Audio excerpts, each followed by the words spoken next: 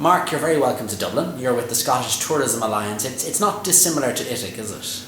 Oh, and first of all, it's great to be back in Dublin, and thank you very much for having me. And no, you are our equivalent organisation, although we're structured slightly differently in terms of our makeup, but ultimately we're here to do the same thing, and that's represent the industry and drive tourism growth. Great. And what's the tourism season looking like in Scotland this year? We're coming to the end, obviously, of an interesting year. Interesting year is, I think, quite generous as a way of describing it. It's been a challenging year for many. Obviously, the uncertainties of Brexit continue to bite. The first half of our year saw a good increase in domestic stay, but actually spend was challenged. But we've seen a significant decline in our European visitors, which something in the region of 23%. Wow, and do you put that down to Brexit? 100%. It's very, even though sterling may have depreciated? Yeah, absolutely. Well, the American market has been very strong, but the indecision around departure dates of end of March, and then it went extended again, I think you can see almost with absolute clarity that the commitment to book and visit at that time has been something that people have put on hold. So the longer it continues to impact that way, the more damage it's been causing the sector. Yeah. So we know now the new Brexit date is January 31st. Who knows, that might get pushed back a bit further, but the longer this goes on, the more damaging it is for tourism both in Scotland and of course Ireland. Yeah, 100%. I mean, I think you just see the continuous delay. You know, there's many more places in the world where people can travel to today. The cost of travel is so much cheaper. And with the exchange rate naturally is obviously not as favourable for outbound tourism, but inbound even still we're struggling and disappointed that with the currency being what it is, that we haven't been able to attract more inbound market. And we won't talk too much about Brexit because everyone's heard every angle, if you like. But for Scotland, there is an issue insofar as you have quite a lot of EU workers, don't you, within the tourism and hospitality industry, and their security of tenure must be in doubt. We've got a great number of 40,000 non-UK workers in the sector, of which 25,000 of those are EU workers. Scotland is open. Our Scottish Government and all of the industry 100% welcome any EU national living and breathing to stay in Scotland. The direct impact again of Brexit, this year we've seen 3,500 fewer EU nationals working in the industry applying to work, and that is probably down to obviously the exchange rate also not being as favourable. We have a number of issues around accommodation and the rural economy for some of these guys as well, with changes in the shared economy, in the rise in traveller behaviour around Airbnb, but significantly there is no doubt going to be an undertone message there of they're not welcome, which is absolutely not the case. Yeah. Devolution, how has that changed things in terms of Scottish tourism? Because there's more, if you like, autonomy for a Scottish government in terms of tourism. How has that helped the industry? I think it's phenomenal, and again, we've got many other destinations globally and closer to home are very envious of the way in which we have their working relationship with government, and it's cross-party support. Tourism is 100% recognised by all parties as a key economic driver to Scotland's broader economy. We have consistency in our ministerial portfolio. I mean, we've got a cabinet secretary elevated 3 years ago to take the tourism remit.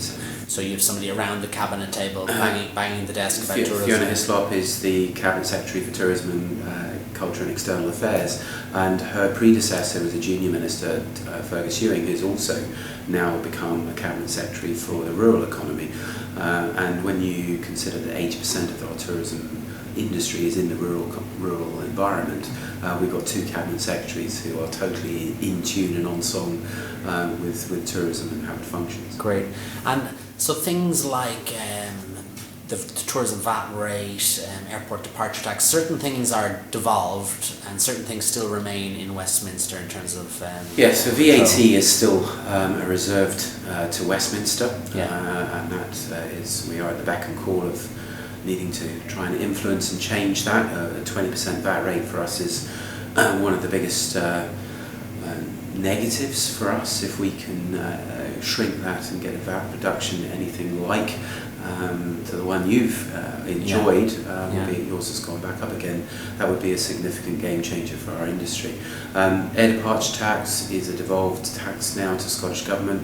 There was a pledge to reduce that by 50%, which the government have since reversed given the climate emergency agenda.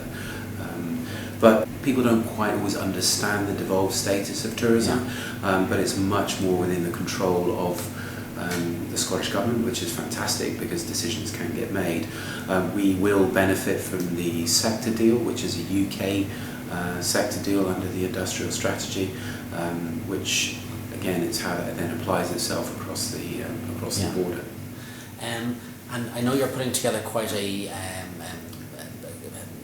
collaborative and sophisticated and well thought through strategy for 2030, which STA I know have a big role in, but it's very much involves the Scottish Government, it involves industry and agencies. Tell us a little bit about that.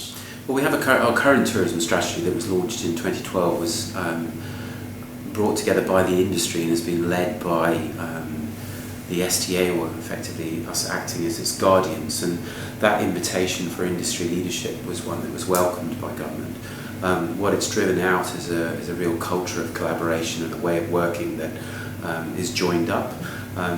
The stage at which we're at is we've started to shape our future tourism strategy beyond 2020 through to 2030, done in a slightly different way with an absolute equal partnership approach with the Scottish Government, Visit Scotland, the Scottish Enterprise, Highlands and Islands Enterprise Skills Development Scotland. So collaborative way of working, demonstrating partnership is key, I think, to the future success. It also allows... and sorry, just to put in, was it a challenge to bring all those entities together and get them all singing off the one page? Or, do different agencies and different sort of industry sectors have different priorities? No, because I think over the last 3-4 years in particular, in the current strategy, those organisations are represented at the Tourism Leadership Group, and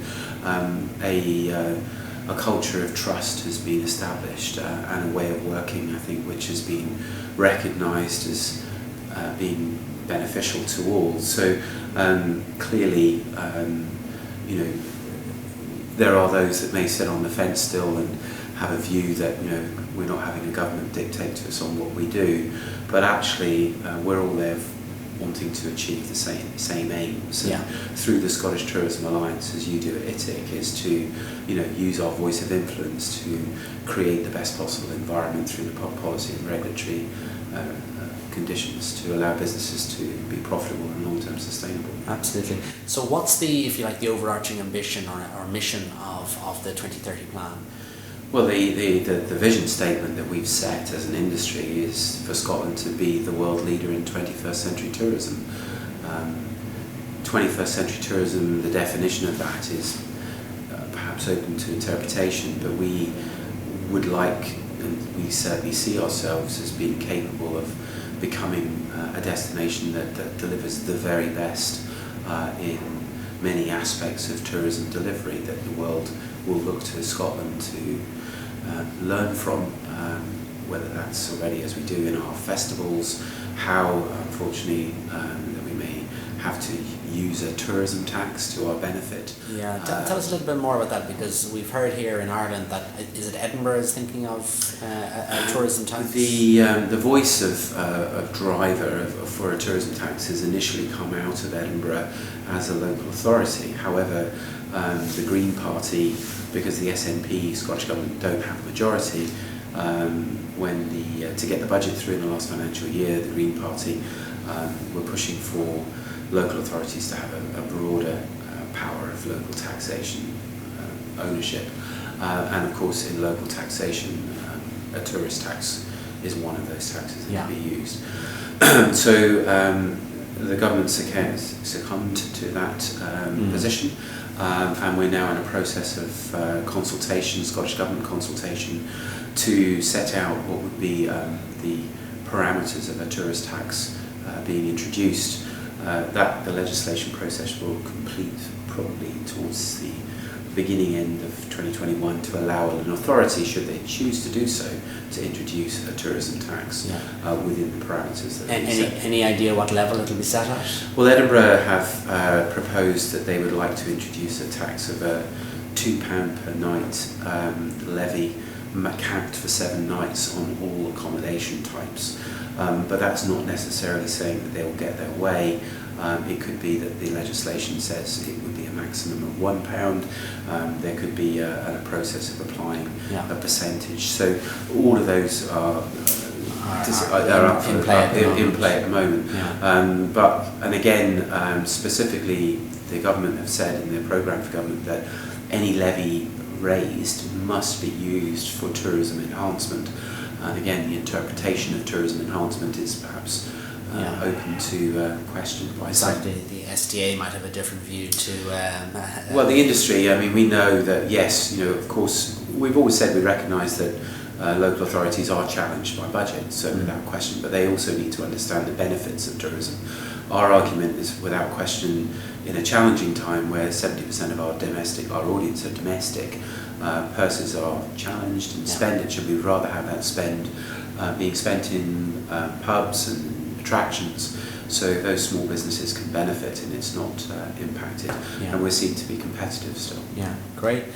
We talked off camera about the similarities between Irish tourism and Scottish tourism, and there's a couple of learnings I think we can take from you. One is your very successful Scottish Tourism Month, because we're planning a National Tourism Day here in Ireland next year as to start an annual event, but it'll be a day whereby you've stretched it to a month. And also you've done an awful lot about food tourism. Could you just tell us a little bit about that, the Scottish Tourism Month and your food initiatives? So if we talk Scottish Tourism Month, we originally were a Scottish Tourism Week. We were never a day. Okay. And I think the challenge you might have in a day is being able to get the scale and the impact that you will want to have to make a difference. So we were a national conference with then a small dinner. But what we did is that we've, over the last 5 years, 6 years, have brought together all elements of the industry to hold their events over the month of March, but kick-starting the month of the national conference. So really bringing together the sector as a whole, and not just through conferences, but through dinners, through the Apprentice Week programme, and joining the dots. And that has given us a much amplified voice.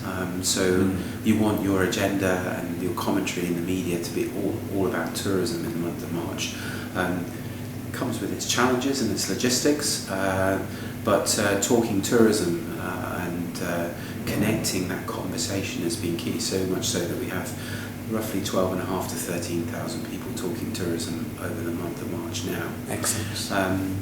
Food tourism, we again have a very close relationship with Ireland. We look very at what's been done with the Irish tourism strategy, particularly around the success across the Wild Atlantic Way. It was led by Fellshire Island, and that our sister organisation, Scotland Food and Drink, again industry body, and ourselves, we came together and recognising the opportunity that we could grow the value of tourism spend, food tourism spend, by £1 billion by introducing and getting more businesses to use and promote Scottish provenance through their menus and their gantries.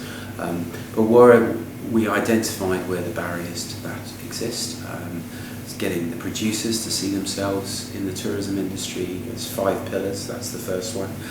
Ensuring that we protect the provenance is really important. The distribution aspect of it, how easy is it to actually connect local? The storytelling piece, how do we enrich those storytells? And then looking at the workforce, again coming back to that challenge around labour, have we actually got sufficient workforce to be able to pick, produce, and then obviously cook and serve? And then the 5th one is around the innovation in the product. So 17 actions, we're a year and a half in, it was launched by the First Minister, it has full support from the Scottish Government, and creating ambassadors and telling our food story. Have a wonderful larder, just as you do. Absolutely, and it's the ultimate, I suppose, experiential tourism.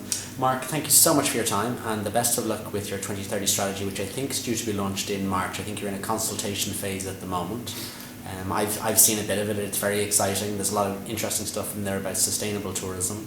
So we wish you the very best of luck with it, and I think we should stay in touch. We will definitely stay in touch, and I look forward to buying you buying me a pint later on. Absolutely, we'll manage that.